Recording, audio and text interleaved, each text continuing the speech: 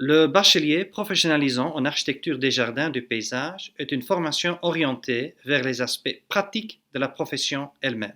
Elle met plutôt l'accent sur les aspects techniques et sur l'application des connaissances. Cette formation est aussi davantage orientée vers les échelles spatiales plus petites, à savoir les jardins, et considère en moindre mesure la grande échelle qui est plutôt associée au paysage et grands territoires.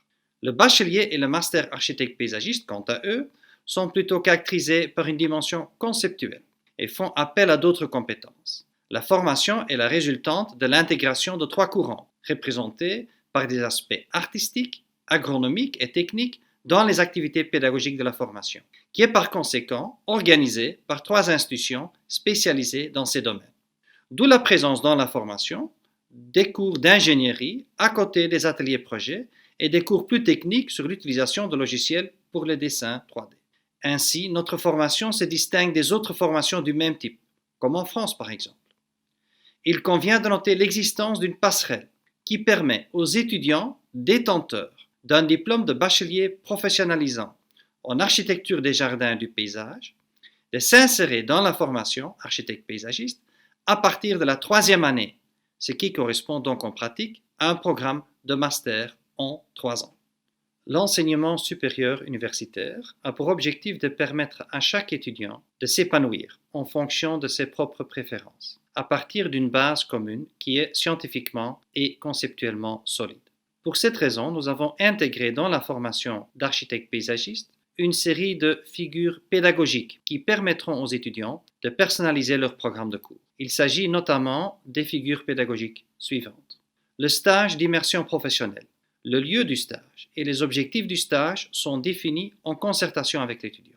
Le travail de fin d'études, qui permettra à l'étudiant de s'orienter vers une discipline ou vers une thématique particulière qui correspond aux activités de prédilection de l'étudiant. Le projet de fin d'études, dont le choix du site et de la thématique seront choisis en concertation avec les étudiants, leur permettant ainsi de réaliser un projet personnalisé. Le portfolio, qui vise à permettre à l'étudiant de valoriser des acquis et les expériences en rapport avec la formation. L'étudiant fera lui-même une proposition d'activité à développer dans ce contexte. Et finalement, les cours à option, qui couvrent une vaste gamme de disciplines, concepts et approches méthodologiques. Chaque année et chaque quadrimestre, le cours de projet forme une activité pédagogique centrale. Il forme la synthèse des enseignements théoriques et pratiques déjà reçus et fait appel aux compétences scientifiques, artistiques et techniques des étudiants.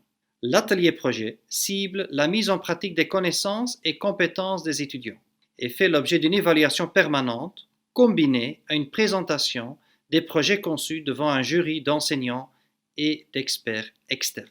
Les formes d'expression sont multiples, allant de posters et plans jusqu'aux maquettes et évocations. Les questions posées, techniques appliquées et défis à surmonter le sont également, allant de l'analyse paysagère par perception à la production de maquettes en 3 dimensions, en passant par des collages photographiques ou collections d'objets représentant les observations sur le terrain ou l'ambiance ciblée par le projet d'aménagement proposé. L'atelier projet est la figure pédagogique par excellence qui permettra à l'étudiant de concrétiser et exprimer son épanouissement au cours de la formation.